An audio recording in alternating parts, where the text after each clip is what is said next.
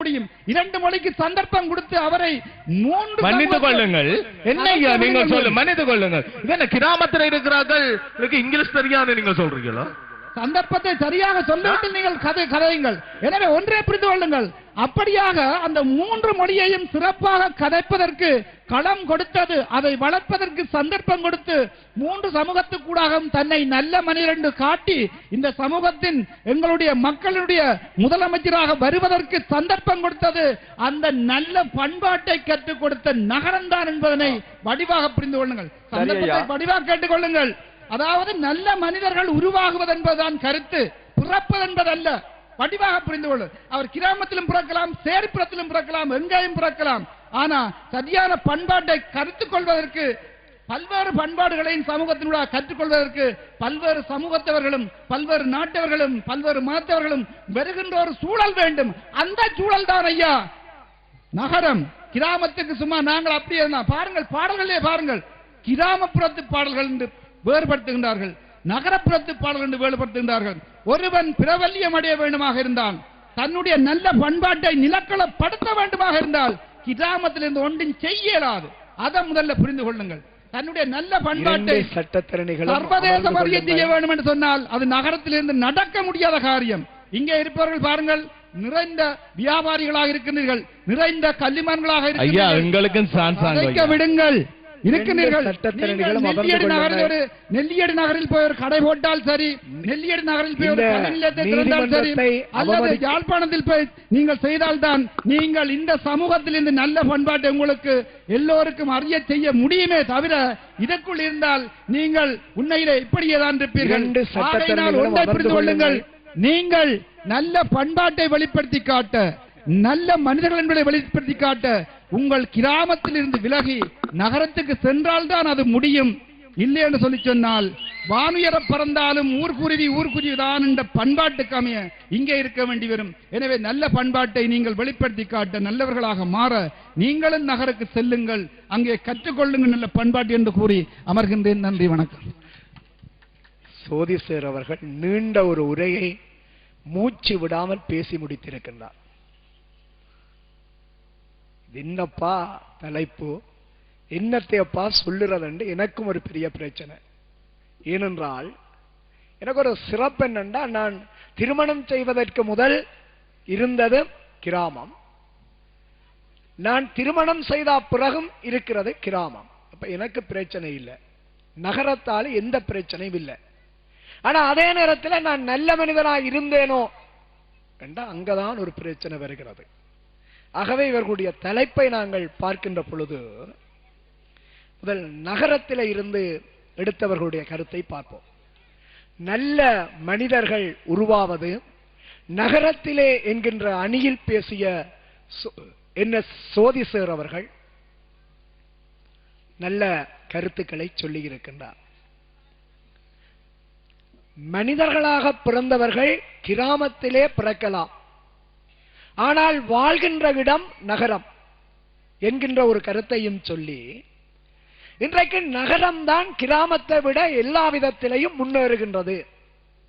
இன்றைக்கு யாழ்ப்பாணத்துக்கு நீங்கள் போனீங்கள் என்றால் சில வேளை உங்களை மறந்து அண்ணாந்து ஒரு கால் பார்ப்பீங்கள். அப்படித்தான் ஒரு இந்த தாஜ்மஹால் உங்களுக்கு தெரியும், மன்னிக்கவும், தாஜ்மஹால் இந்தியாவிலே உள்ள ஒரு பிரபலமான ஒரு கட்டிடம். அந்த கட்டிடத்தை பார்வையிடுவதற்காக ஒரு புதிதாக திருமணம் செய்த கணவனும் மனைவியும் போனார்கள். அப்ப அந்த தாஜ்மஹாலை பார்த்த உடனே இந்த மனைவி ஏங்கி போனா, அடேங்கப்பா இப்படி ஒரு கட்டிடமா, இது யாரப்பா கட்டினது என்று கணவனை கேட்டார். பின்ன கணவன் சொன்னான், அடியே இது முந்தின காலத்தில ஷாஜகான் என்று சொல்லப்படுகின்ற மனைவி என்று சொல்லப்படுகின்ற ஒரு மன்னன் தன்னுடைய மனைவியான மும்தாஜ், அந்த காலத்தில் ஒரு மும்தாஜ் இருக்கின்றது, அந்த மும்தாஜுக்காக கட்டிய கட்டிடம் என்று சொல்லி சொன்னான். அப்படியா, என்ன பெரிய கட்டிடம், ஏன் அந்த கட்டிடத்தை கட்டினான்? ஷாஜகான் தன்னுடைய மனைவி மும்தாஜ் இறந்தவுடனே அவள் நினைவாக இந்த கட்டிடத்தை கட்டினான் என்று கணவன் சொல்ல உடனே மனைவிக்கு ஒரு சந்தேகம். அப்படி என்றால் தற்செயலா நான் செத்தன் என்று சொன்னால் நீங்கள் எனக்காக என்ன கட்டுவீங்கள், என்னத்தை கட்டுவீங்கள் என்ன கணவன் சொன்னான், பரவாயில்ல, நீ செத்தால் உனக்காக உண்ட தங்கச்சியை கட்டுகிறேன் என்று சொன்னான். நிலைமை எங்க இருக்குன்னு பாருங்க. இந்த யாழ்ப்பாணத்துல இன்னும் ஒரு பழக்கம். இப்ப திடீரென்று வெள்ளக்காரன் நாங்களும் விருப்பம் கரண் நின்றுட்டு என்று சொன்னால் உடனே வெள்ளக்காரன் உடனே என்ன செய்வான்? டெஸ்டரையும் எடுத்துக்கொண்டு, ஸ்க்ரூ டிரைவரும் எடுத்துக்கொண்டு, குரணையும் எடுத்துக்கொண்டு ஓடுவான். எங்க? மெயின் சூச்ச பார்ப்பான், ரிப் விழுந்துட்டு பார்ப்பான். ஆனா யாழ்ப்பாண தமிழன் ஓடிப்போய் எங்க பார்ப்பான்? மெயினையும் பார்க்கான், ரிப்பையும் பார்க்கான், பக்கத்து வீட்டுக்காரனை பார்ப்பான். அவனுக்கும் கரண் உண்டால் இவனுக்கு சந்தோஷம். அவனுக்கு கரண் நிக்கல் என்றா இவன் மனம் படுற பாடு. அதுவும் இன்றைக்கு இந்த நாடகங்கள் நடத்து கொண்டிருக்கின்ற வேளையில திடீரென்று கரண் நின்றுதென்றால் எங்களுடைய ஆட்கள் முழுவதும் பேசுறது ஈமித்தா, அதாவது இலங்கை மின்சார சபையில வேலை செய்கின்றவர்களை கண்ட பாட்டுக்கு பேசுவாங்க. குறுக்கால போனவான் பொறுத்த நேரத்தில் கரண்ட நிப்பாட்டிட்டான். அவன் என்னத்துக்கு நிப்பாட்டினோ தெரியாது, எஞ்சின் இல்லாமல் நின்றதோ தெரியாது. நாங்கள் திட்டுகின்ற திட்டுக்களை யோசித்து பாருங்கள். இவர்கள் நல்ல ஒரு கருத்தை சொல்லி இருக்கின்றார்கள். மனிதர்கள் உருவாகும் இடம் கிராமம், ஆனால் அவர்கள் அங்கே நகரத்திலே போய் வாழ்கின்றார்கள் என்கின்ற கருத்தை சொல்லி இருக்கின்றார்கள். ஆனால் இவர்களும் நல்ல கருத்தை சொல்லி இருக்கின்றார். கிராமம் இன்றைக்கு இந்த நகரத்திலே இருக்கின்ற சந்தோஷம் இந்த கிராமத்திலே இல்லை. கொழும்பிலே நீங்கள் பார்த்தீங்கள் என்று சொன்னால் அந்த கோல்பேஸில வாழ்கின்ற அந்த பிள்ளைகள் அவருடைய சந்தோஷம் என்னென்று சொன்னால் அவர்கள் அந்த மண்ணிலே, கடற்கரை மண்ணிலே கட்டி பிடித்து விளையாடுகின்றது அவர்களுக்கு ஒரு சந்தோஷம். ஆனால் எங்களுடைய கிராமத்திலே அந்த நகரத்திலே இல்லாத பல சிறப்புகள் இருக்கின்றது. நல்ல காற்று வீசுகின்றது கிராமத்திலே, நல்ல சூழல் வீசுகின்றது. அதிலையும் இந்த வயல் விளைகின்ற வேலை பிரதேசத்தில் இருக்கிற மக்களுக்கு தெரியும். இந்த கூடுதலாக வயல் வேலை செய்கின்ற மக்கள் இங்கே இருக்கின்றார்கள். அதிலேயும் ஒரு சந்தோஷம். அந்த வயல் என்கிற கிராமத்திலே நல்ல வேலை செய்து போட்டு மத்தியானம் வருகின்ற சாப்பாட்டை அதில் இருந்து குழைச்சி சாப்பிடுறதுல இருக்கிற சந்தோஷம் இருக்கல்லவா, உலகத்திலே சொர்க்கம் கிடைக்கிறதை விட பெரிய ஒரு சந்தோஷம். அப்படி நல்ல பண்புகள் இந்த கிராமத்திலே இருக்கின்றது என்பது இவர்களுடைய கருத்துக்கள். அரவிந்தன் சொன்னது மாதிரி கூட்டு குடும்ப வாழ்க்கை கிராமத்திலே இருக்கின்றது. ஆனா சோதிசார் அவர்களுடைய கருத்தில் ஒரு சின்ன ஒரு தவறான கருத்து இருக்கிறது. அதை மறக்கத்தான் வேண்டும். என்னென்று சொன்னால் இந்த கிராமத்திலே வாழ்கின்றவர்கள் கலாச்சாரத்தை ஒரு நாளும் மீற மாட்டார்கள் என்கின்ற கருத்தை இங்கே கூறிக்கொண்டு, ஆகவே இப்படியான கருத்துக்களுக்கு, இவர்கள் சொன்ன கருத்துக்களுக்காக நல்ல மனிதர்கள் உருவாவது, இவர்களைப் போல நல்ல மனிதர்கள் உருவாவது நகரத்தில் அல்ல கிராமத்திலே என்பதை இந்த நீதிமன்றம் தீர்ப்பாக கூறிக்கொண்டு, மூன்றாவது குற்றமான இன்றைக்கு ஒரு பெரிய ஒரு பிரச்சனை நவீன தொழில்நுட்ப சாதனங்கள். இன்றைக்கு ஒரு டெலிபோனில ஒரு மிஸ்கால் வந்தால் சீமான் படுகிற பாடு சொல்லி வேலை இல்லை. இப்ப தச்சனா இந்த டெலிபோனுக்கு மனசு எடுத்தா சில பேற்ற முகம் கருத்து போச்சிடும். கண்டவாட்டுக்கு பேசின முதல் எப்ப கதைக்கிறேன்னு தெரியாத உனக்கு டெலிபோன்ல, உனக்கு நான் இந்த நேரம் நான் பள்ளிக்கூடத்தில் இருக்க டெலிபோன் எடுக்கலாமோ என்று சொல்லி போட்டு இந்த டெலிபோன்ல ஒரு மிஸ்கால் வந்தால் அந்த கோல் எடுத்த ஆளுக்கு கிட்ட போய் எடுகடென்று எடுத்து அந்த பிள்ளை, அது ஒரு பொம்பளை பிள்ளை என்ற குரலா இருந்தால் அது படுற சந்தோஷம் இருக்கல்லவா, ஆஹாஹா, அதில் ஒரு சொர்க்கம் இருக்கப்பா கனவே இருக்கு. இப்படி பல விதமான விடயங்களை இங்கே சொல்லிக் கொள்ளலாம். இப்படித்தான் எனக்கும் ஒரு ஆசை. இந்த நான் முந்தி பேசி, இப்ப பிரச்சனையில பேசைகள் கொஞ்சம் கொண்டோலா இருக்கிறது. முந்தி பேசைகளை நான் இந்த மேடைகளுக்கு மெக்குக்கு மிரிச்சு தான் பேசுறது. அதுவும் அந்த இரணி என்ற கதையை நான் சொல்லிக் கொண்டு போனேன். அப்ப இரணி என்ற கதையை சொல்லிக் கொண்டு போய்க்கல, இரணியன் தன் மகனை கூப்பிட்டான். நாராயணன் எங்கே இருக்கிறன்னு கேட்டான். இந்த தூணிலும் இருப்பான் என்று சொன்னான். உடனே இரணியன் தூணை காலால் மிதித்தான் என்று நான் மிதிச்சு விட்டேன். எதுக்கு? முன்னுக்கு இருந்த மெக்குக்கு. அது அம்பளிவையர் கலந்து ஸ்பீக்கர்காரன் அடிக்க வந்துட்டான். உனக்கே தேவையில்லாத வேலையை. அதுபோல இன்றைக்கு நல்ல ஒரு மூன்றாவது தலைப்பு நவீன தொழில்நுட்ப சாதனங்கள் ஆக்கத்தை தருகின்றதா அழிவை தருகின்றதா என்கின்ற விவாதத்தை முன்வைக்குமாறு, ஆக்கத்தை தருகின்றது என்கின்ற அணியின் பேச்சாளர் வர்ணன் அவர்களை இப்பொழுது அழைக்கின்றேன். தராசு முள் சாய்ந்தாலும் தான் சாய மாட்டேன தீர்ப்பு வழங்க வந்திருக்கும் என் அருமை ஆசானை, என் தரப்புவாதிகளே, முட்டையில் மயிர் புடுங்க வந்திருக்கும் எதிர்த்தரப்புவாதிகளே மற்றும் மக்களே அனைவருக்கும் இதுல இந்நேர இருந்து ஒரு உண்மை வந்தனம். விளங்குது. யாரோ ஒரு முட்டை இந்த மேடையில இருக்குது. முதலில் எந்தரப்பு சோதி ஆசிரியர் ஒரு வார்த்தை ஒன்று சொன்னார். ஊரார் பிள்ளையை ஊட்டி வளர்த்தால் தன் பிள்ளை தானா வளரும். அதுக்கு நடுவர் அவர்கள் சொன்னார், ஊரார் பிள்ளையை ஊட்டி வளர்த்தால் தன் மனைவி சந்தேகப்படுவாளாம். நான் நினைக்கிறேன் சேருக்கு அப்படி நடந்திருக்கு போல. சத்தியமா இல்ல. ஆனால் அந்த பழமொழிக்கு பல்வேறுபட்ட அர்த்தங்கள் இருக்கு. இப்ப ஊரார் பிள்ளை என்று சொல்றது பொம்பளை பிள்ளைய, தன் பிள்ளை என்று சொல்றது ஆம்பளை பிள்ளைய. அப்ப அந்த பொம்பளை பிள்ளைய ஊட்டி வளர்த்தாத்தான் தன் பிள்ளை தானா வளரும். இப்படி ஒரு கருத்தியலும் அதுக்கு இருக்கு. ஆனா நடுவர் அவர்கள் எதில கதைச்சாரோ எனக்கு தெரியவில்லை. மற்றது அரவிந்தன் ஆசிரியரும் ஒரு கருத்தொன்றை முன்வைச்சார். இந்த நல்ல மனிதர்கள் வாழ்வது கிராமத்துல தான் என்று.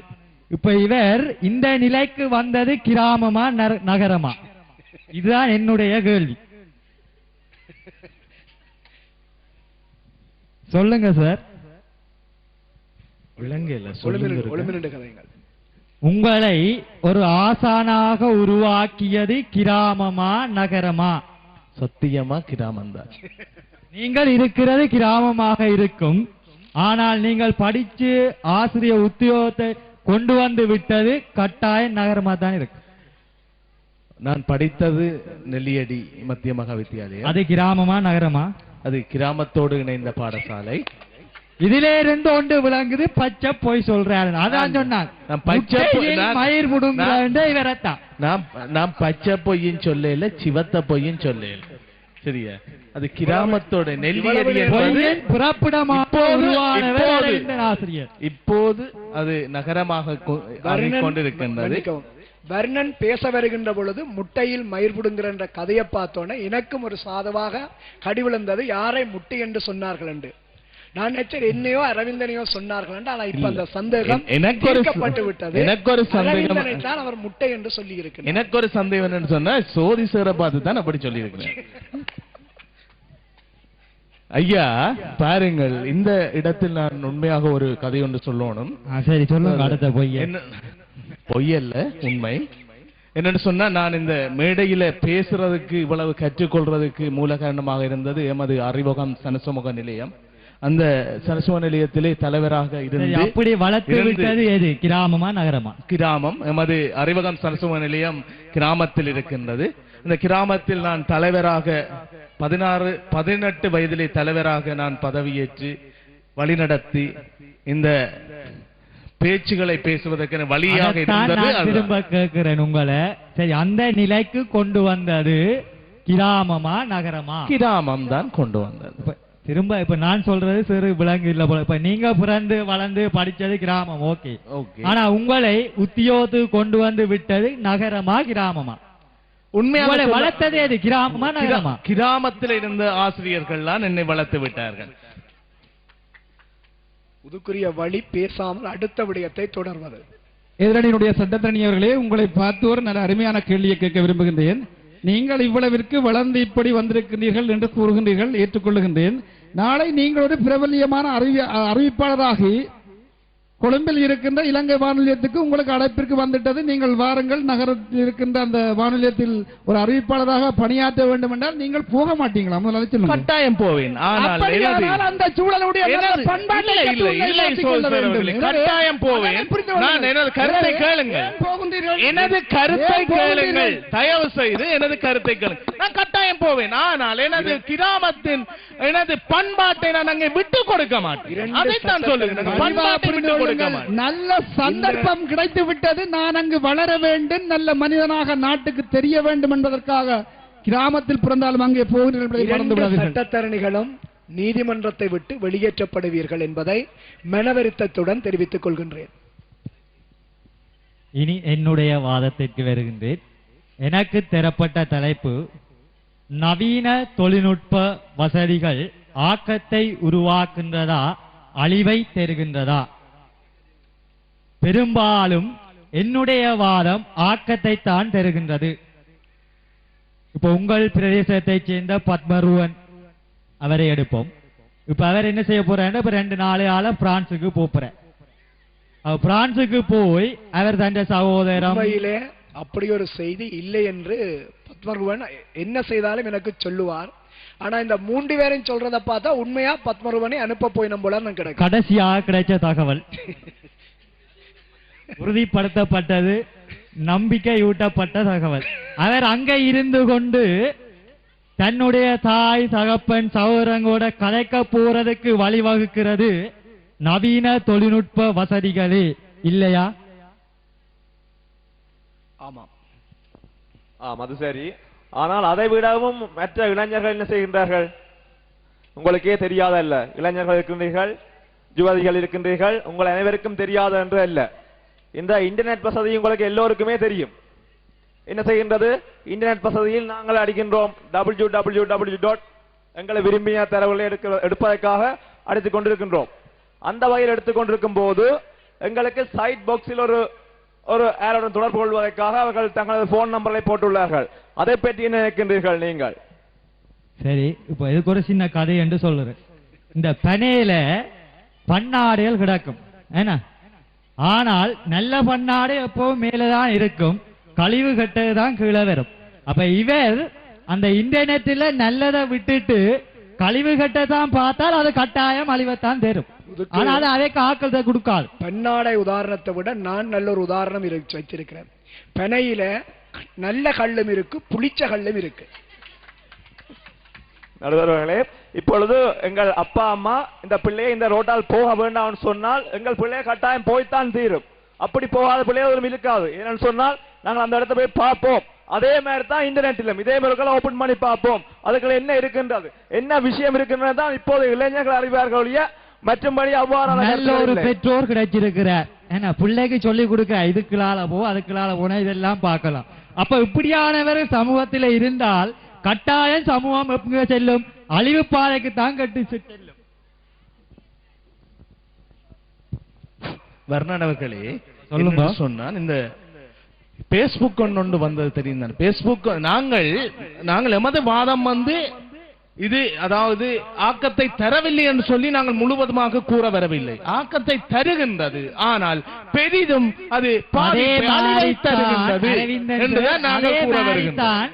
நானும் இப்ப அழிவை தரவில்லை என்று சொல்லல, தெரியுது, ஆனால் கூடுதலான நன்மை ஆக்கம் என்றுதான். கூடுதலான நன்மை இருந்தாலும் பாருங்கள் வர்ணனவர்களே, அதாவது ஒரு சமூகத்தில் ஒரு கூடாத ஒன்றுதான் மேலோங்கி எடுக்கப்படும். நல்ல கூடாத விஷயம் அதாவது வந்துட்டார் ஒரு கிராமத்துல நிக்கிற, அதாவது நேரத்துக்கு வரையில சொல்லுங்க வர்ணன், மன்னிச்சு கொள்ளுங்க, நாங்கள் இப்ப தலைப்பு மாத்திட்டாங்க. நான் ஏன் சொன்னேன், அந்த உதாரணத்துக்கு தான் சொன்னேன். பாருங்க என்னன்னு சொன்னா, ஒரு சமூகத்துல எடுத்துக்கொண்டீங்கன்னா தீயதான் உடனே பத்திக் கொள்ளும். ஒரு தீய சம்பவம் உடனே அது எல்லோருக்கும் தெரிந்து விடும். ஆனா நன்மை தெரிகிறதுக்கு என்ன ஒரு காலம் எடுக்கும். அதான் இப்ப எமது எலக்ட்ரான், அதாவது எமது சாதனங்கள் அழிவைத்தான் தருகின்றன கூடுதலாக, அதைத்தான் கூறுகிறோம். தொலைபேசி எடுத்து பாருங்க, தொலைபேசியில் எடுத்துக்கொண்டு ஒரு அக்கா இப்படி வச்சுக்கொண்டு இதுல உள்ளத்தில் இருக்கிறது தான் உதட்டுல வெறும் தன் அனுபவத்தை எல்லாம் கொட்ட போறார் பாருங்க. உங்களுக்கு அப்படி கோலணும் பாரு இல்லையோ, கையத்திரம் சொல்லுங்க பாப்போம். மிஸ் கால் வந்தா திரும்பி எடுக்கிறீங்களே, அப்படி செய்ய நீங்க. ஆனால் இவர் எடுத்த அனுபவம், மிஸ் கால் பெண்கள் விட்டா எடுப்பார்கள், அதே நேரம் ஒரு ஆண்மகன் விட்டால் கடைசி வரை எடுக்க மாட்டேன். மிஸ் கால மிஸ் பண்ணிட்டே கனவே கஷ்டப்பட்டு கொண்டிருப்பாங்க. மிஸ் பண்ணி லைஃபையே துளைச்சாக்கள் இதுல இருக்கிறோம். சொல்ல விரும்பல வர்ணன் சாரும் அந்த மிஸ்கோல் ஒரு நாள் பட்டபாடு இருக்கு. அந்த மிஸ்கோல் தட்டி தடவை அந்த போனை ஆஃப் பண்ணி விட்டுட்டாரு. அது நம்பர் எல்லாம் அழிஞ்சிட்டு அவர் பாட்டோட அடே அந்த கோல் வந்தா மிஸ்கோல் நம்பர் இருக்கு என்ன தேடி ஏன் கட் பண்ணினேன்னா இவரை போல ஆக்கள் எடுத்தால் எனக்கு தெரியும் இது 2ஆம் வாதம் பெறும், அதுக்கும் பார்க்க ஏன் வீணா இந்த காசை செலவழிப்பான்றதுக்காக தான் இருக்கு. ஆனால் ஆசிரியர் அப்படி இல்லை, அவருக்கு ஒரு மாதத்துல அந்த கான்பவுண்ட் பில் எவ்வளவு தெரியுமே, 5000 யாரோட கதைக்கிறாருன்னு தெரியல. இதைத்தான் சொல்றது எங்கிட்ட சோதியா சொன்னா வெடிப்புழு ஏன்னா ஏண்டாவர் என்னோட எந்த நாளும் இருக்கிறவர், இவருக்கு நான் போன்ல காசு போடுறலாம் சொல்லிட்டு தான் போடுறேன். சொல்லுங்க அரவிந்தன். சரி, இதுவா பாருங்க அந்த டெலிபோன் விவாதத்துல ஒண்ட விட்டுட்டாரு. இதுக்கு முன்னாடி சொல்லுவார் பத்திய கலட்டி போட்டு கேன் போட்டு சார்ஜ் போட்டு இன்னொரு அப்பட்டமான படியை விடுவார். டிவிக்கு பின்னால கொண்டு சாப்பாட்டு கோப்பியன் இருக்கிறார்கள் வந்து களைச்சா வந்து சாப்பிட்டு டீ குடிக்க சோதி சார் அவர்கள் எப்போ பார்த்தாலும் டெலிபோனுக்கு சார்ஜ் போட்டு கொண்டிருந்தார். மனசு சொல்லும் என்ன சொல்லுங்க அப்பம் அடே நெடுகவும் சார்ஜ் போடுறீங்களே கரண்ட் இல்ல போகுதுன்னு இவர் என்ன பாருங்க மனசுக்கிட்டு அடியே உனக்கு தெரிஞ்சது எனக்கு தெரியாது அதுதான் நீ தான் பட்டிய கலத்திட்டு சார்ஜ் போடுறேன் அப்படியா. எனவே இப்படியானவருடைய மண்டை விட மடுமாதா கோயில் உண்டியல் இருக்கு அது எவ்வளவு பெற்றரா இருக்க வேண்டியது யோசிச்சு பாருங்க. ஆகையினால் ஒன்றை புரிந்து கொள்ளுங்கள், ஒரு கத்தியை நாங்கள் எடுப்போம். வெற்றியை கலட்டிட்டு சார்ஜ் போடுறதை விட சிம் இல்லாம கதைக்கிறது எவ்வளவு கில்லாடி. அப்படி போடுங்க நடுவர்களே. அறிவாள சொன்னது வேற யாரும் இல்ல, சிம்ம கலட்டி போட்டு லைன் கொடுக்கிறாரு இவர் தான். நாங்க சிம்ம கலத்திட்டு தான் ஐயா கதைக்கிறோம். நீங்க சிம்ம போட்டு மனுத்தியால கணக்கில் கதைச்சு கொண்டு இருக்கிறீங்க. அதுதானே வெறும் கதைச்சலா இருக்கு. அதான் சொல்ல வர்றேன் நான். எனவே ஒன்றே புரிந்து கொள்ளுங்கள், ஒரு கத்திக்கு இரண்டு பக்கம் இருக்கின்றது. அந்த கத்தியை நாங்கள் ஒருவனை குத்தி கொலை செய்யலாம், அது கெட்ட பக்கம், அது இவர்களுடைய பக்கம், அதுதான் அழிவு. ஒரு கத்தி இருக்கின்றது, அந்த கத்தியை பயன்படுத்தி ஒரு மனிதன் உயிருக்கு போராடுகின்ற ஒரு மனிதனுடைய உயிரை காப்பாற்றலாம், அதுதான் ஐயா ஆபரேஷன். அதைத்தானே அங்க அணியினர் சொன்னார்கள். எனவே ஒன்றை புரிந்து கொள்ளுங்கள், ஒரு மனிதன் நல்ல பக்கத்தில் சிந்திக்கின்ற போது நிச்சயமாக எந்த அது ஐபேடாக இருக்கலாம், அல்லது இன்டர்நெட் தொடர்பாக இருக்கலாம், அல்லது தொலைபேசியாக இருக்கலாம், எதுவாக இருக்கலாம், நல்ல மனிதனுடைய நல்ல சிந்தனையில் படுகின்ற போது அது நன்மையைத்தான் வழங்கும். எனவே என்னுடைய நண்பன் அழகாக சொன்னார், நல்லதை விடுத்து கெட்டதை வடிக்கும் பண்ணாடை இருக்குதே பண்ணாடை, அது எல்லாம் செய்யும் என்று சொன்னா அழிவத்தான் செய்யும். It's a correct, that is a point. 3 பண்ணாடைகள் மாறி இருந்து அழிவை வகுக்கின்றது என்று சொன்னால் ஏனையா இவ்வளவு காசு கொடுத்து நாங்கள் என்று வேண்ட வேண்டும். எனவே மனிதனுடைய சுபாவத்தை பொறுத்துத்தான் ஒரு மனிதனுக்கு இந்த சாதனங்கள் எல்லாம் நன்மைக்காகத்தான் உருவாக்கப்பட்டன. அதை நாங்கள் கெட்ட சிந்தனையோடும் கீழ்த்தனமான நோக்கத்தோடும் பயன்படுத்துவோமாக இருந்தால் அவர்கள் சரி. ஆனால் என்னை போன்றவர்கள் கூறுகின்ற நல்ல பக்கத்தில் சிந்தித்து நீங்கள் நன்றாக பயன்படுத்துவீர்களாக இருந்தால் நவீன தொழில்நுட்ப சாதனங்கள் ஒருபோதும் அது கேட்டினை விளைவிக்காது, அழிவினை விளைவிக்காது, நல்லதைத்தான் விளைவிக்கும் என்பதனை என்னுடைய இரத்த ஓட்டமான ரசிகர் கூட்டங்களே புரிந்து கொள்ளுங்கள். இவர் சொன்னார், ஒரு பான சோற்றுக்கு ஒரு சோறு பதம் என்று அழகாக சொன்னார். அது அப்படியே திருப்பி அங்கால போட்டீங்கன்னு சொன்னா சரியா பொருந்தும். எனவே ஒரு பான சோத்துக்கு இப்படியானவர்கள் ஒரு சிலர் அழிவை பற்றி சிந்தித்தால் ஒட்டுமொத்தமான ஆக்க உலகமே அழிந்துவிடும் நவீன சாதனத்தால். எனவே இன்று இப்படியான ஒரு சிலர் தான் இன்று உலகத்தையே நவீன சாதனத்தின் பால் கேடு விளைவிப்பவர்களாக இருக்கின்றார்கள். எனவே ஒட்டுமொத்தத்தில் பாருங்கள், ஒரு சிலரை பற்றி பாராதீர்கள். ஒட்டுமொத்தத்தில் எங்களுக்கு மட்டுமல்ல இந்த உலகத்துக்கு என்ன செய்கின்றது என்று சொன்னால் இந்த நவீன சாதனம் நன்மையைத்தான் அளிக்கின்றது. இறுதியாக நாங்கள் இப்ப மிக அண்மையில் வந்தது ஜிபிஎஸ் என்று பார்ப்பீர்கள், GIS என்று பார்ப்பீர்கள். ஜிபிஎஸ் என்றால் உங்களுடைய பிள்ளை கனடாவில் இருந்தால் இலங்கையினுடைய தேசப்படத்தில் இலங்கையை கிளிக் பண்ணி அதிலே யாழ் மாவட்டத்தை கிளிக் பண்ணி இங்கே கரவட்டி பிரதேசத்தை கிளிக் பண்ணி இந்த இடத்தினை நீங்கள் கிளிக் பண்ணுவீர்களாக இருந்தால் உங்களுடைய நிகழ்வை கூட அங்கே பார்க்க முடியும். கொஞ்சம் பொறுங்கள், பார்க்க முடியும். அவ்வளவுக்கு நல்ல பக்கம் இன்று தொழில்நுட்பத்துக்கு இருக்கின்றது. இது இவர்களுக்கு கெட்ட பக்கத்தை பயன்படுத்துவது தெரியாது. இது என்று இவ்வளவு செய்கின்றீர்கள். ஏன் இதனை நீங்கள் உறவுகளுக்கு கூட காட்டுவதற்கு அவ்வளவுக்கு நல்ல பக்கம் இருக்க ஒரு சில கெட்ட பக்கங்களை போன் கதைச்சு லவ் பண்ணி கழுத்துல தூக்கி போடுற காய்ச்சா என்னையா இது உலகம். அவன் முகப்பு புத்தகத்தை பயன்படுத்தியது ஏன்? நல்ல விடயங்களை அறிய சொல்லித்தான், உங்களை போன்ற அழிவுக்கு பயன்படுத்தி அல்ல.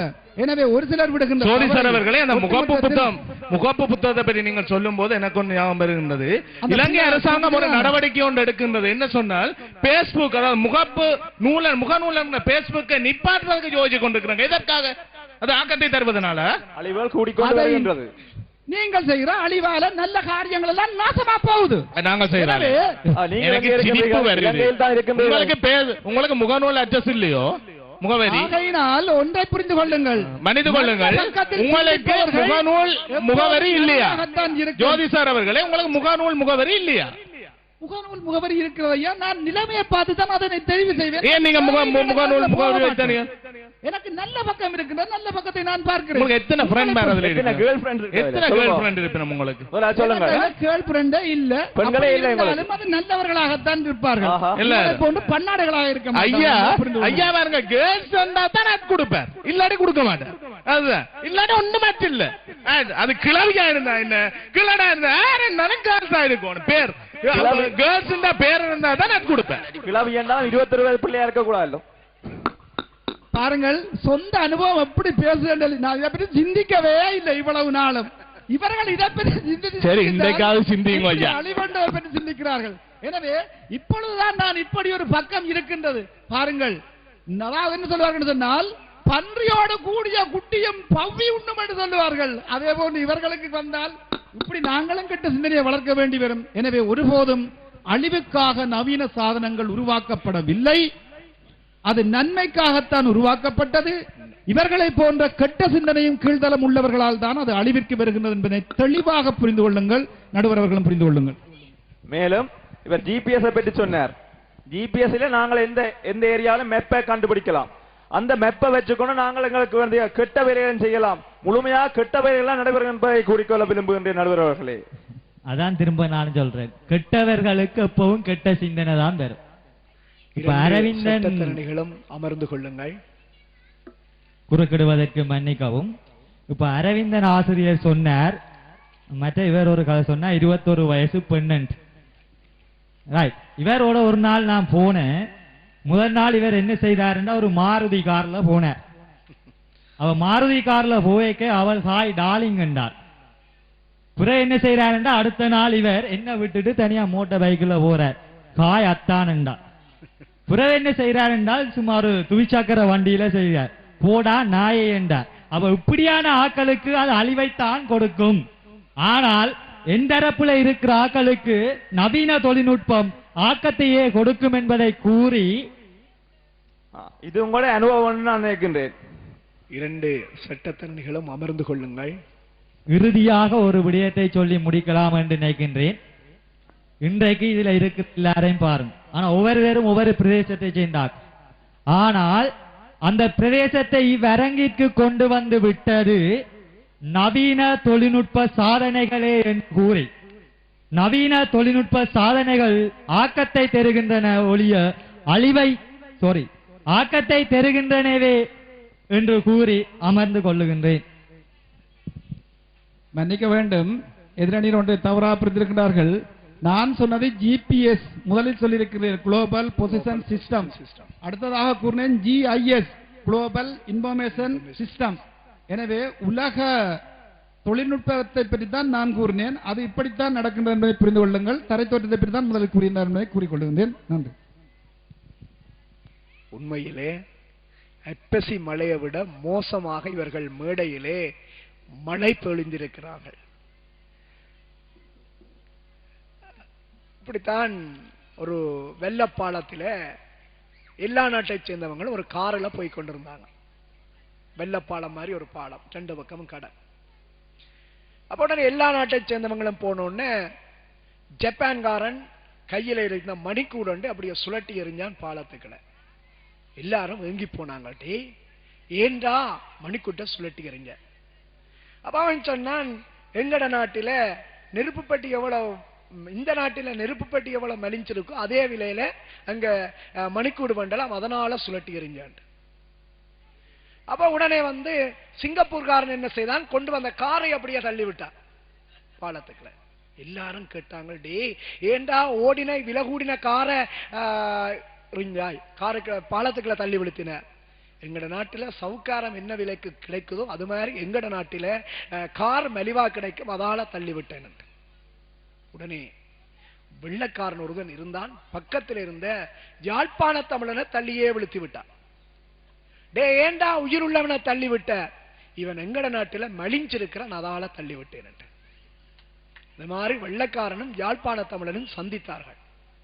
சந்தித்த உடனே வெள்ளக்காரன் சொன்னான், மச்சான் மச்சான் எங்கட நாட்டில பிளேன் வந்து மேகத்துக்குள்ளால போகுதுண்டா. யாழ்ப்பாண தமிழன் ஏங்கி போனான், பிடரி அறிவர 2-3 இடம் விழுந்தெழும்பிட்டான். டே அப்ப பிளேன் எரியாதோ? வெள்ளக்காரன் சொன்னான், மேகத்துக்கு கொஞ்சம் கீழால போகுதுண்டான். யாழ்ப்பாண தமிழன் விட மாட்டான். டே இது என்னடா அதிசயம், யாழ்ப்பாணத்தில் இருக்கிற ஒவ்வொருதனையும் வந்து பார், அவன் மூக்குகளால சாப்பிடுகிறது என்றான். வெள்ளக்காரன் கொஞ்சம் விஞ்ஞானத்துல விந்த, அவன் கேட்டான் ஐயோ பிறக்கடிக்காதோ, சுவாசிக்கிற நேரத்தில் சாப்பிட்டா பிறக்கடிக்காதோ. யாழ்ப்பாண தமிழன் சொன்னா இல்ல, மூக்கு கொஞ்சம் கீழால சாப்பிடுறதுண்டா. அதுபோல இன்றைக்கு அருமையான கருத்துக்களை இவர்கள் இங்கே நவீன தொடர்பு சாதனங்களை பற்றி இவர்கள் முன்வைத்திருக்கிறார்கள். இன்றைக்கு ஒரு பெரிய பிரச்சனை, சில பேர் மோட்டார் சைக்கிள் ஓடிக்கொண்டு காதுக்குள்ள டெலிபோனை வச்சுக்கொண்டு போயக்குள்ள தங்கட மாட்டில கதைச்சு சிரிக்க, எதிர வந்த நாங்கள் ஓமண்ண வாங்கொண்டு சொல்லி நாங்களும் தேவையில்லா கதைச்சிட்டு போக, வில்லண்டம் வேலுப்புள்ள மாதிரி அந்த கொஞ்ச நேரத்தால திருப்பி எங்களை கலைச்சு கொண்டு வரும். ஏன் என்ன பார்த்து சிரிச்சனீங்க, எங்களுக்கு வந்த வினைய பாருங்க, நாங்கள் அந்த எங்களை பார்த்தா சிரிக்கிறதுல நாங்கள் ஓமண்ண வாரம் என்று சொல்லிட்டு போய் அந்த ஒரு பிரச்சனையான ஒரு காலம் இன்றைக்கு. ஆகவே இந்த நவீன தொடர்பு சாதனங்கள் ஆக்கத்தை தருகிறது என்கிற அணியிலே பேசியவருடைய கருத்துக்களை பார்க்கின்ற பொழுது, ஸ்கைப் இன்றைக்கு வெளிநாட்டிலே இருக்கின்ற, இன்றைக்கு இந்த நடைபெறுகின்ற நிகழ்வுகளை கூட அழகான வகையில என்னையெல்லாம் வடிவா காட்டி அழகான வகையில போட்டோ எடுத்து வீடியோ எடுத்து வெளிநாட்டில் இருக்கிற அன்பு உறவுகளுக்கு அனுப்புவதற்கான கடமைகளை நண்பர் அவர்கள் செய்து கொண்டிருக்கிறார்கள். ஸ்கைப் என்று சொல்லப்படுகின்ற ஒரு வசதிகள் மூலம் வெளிநாட்டில் இருக்கின்ற இளைஞர்கள், வெளிநாட்டில் இருக்கின்றவர்களை இங்கே இருக்கின்ற முதியவர்கள் பார்த்து மகிழ்ந்து சந்தோஷப்படக்கூடிய வசதிகளை இன்றைக்கு நவீன தொடர்பு சாதனங்கள் உருவாக்கி இருக்கின்றது. இன்றைக்கு பேஸ்புக் முகநகல் என்று சொல்லி இவர்கள் சொல்லி இருக்கின்றார்கள். இது வெளிநாட்டில் இருக்கிற நல்ல உறவுகளை இணைக்கின்ற ஒரு பாலம். இது மட்டுமில்ல, இன்றைக்கு பலவிதமான விடயங்கள் ஆக்கத்திறனை வளர்க்கிறது என்று சொல்லி இவர்கள் சொல்லி இருக்கின்றார்கள். பல நன்மைகள் இந்த நவீன தொடர்பு சாதனங்களால் ஏற்படுகிறது என்று இவர்கள் சொல்லி இருக்கின்றார்கள். ஆனால் இவர்கள் விடவில்லை. இன்றைக்கு நல்ல ஆக்கத்தை தருகின்ற தொடர்பு சாதனங்கள் இருந்தாலும் இன்றைக்கு நாட்டிலே ஏற்படுகின்ற கலாச்சார சீரழிவுகள், இன்றைக்கு நாட்டிலே ஏற்படுகின்ற நெறி புரள்வுகள், இன்றைக்கு உங்களுடைய சமுதாயத்தில் ஏற்படுகின்ற பிரச்சனைகள் எல்லாவற்றிற்கும் இந்த நவீன தொடர்பு சாதனங்களே காரணம் என்று சொல்லி இவர்கள் சொல்லி இருக்கின்றார்கள். சோதீஸ்வர் சொன்னதுமாறு அடிக்கடி இந்த மக்கள் எல்லாரும் பசிய மறந்து, நான் நினைக்கிறேன் 3 மணியில இருந்து இந்த நிகழ்வு நடைபெறுகிற இடத்தில இருந்து பசியை மறந்து இருக்கிறார்கள்.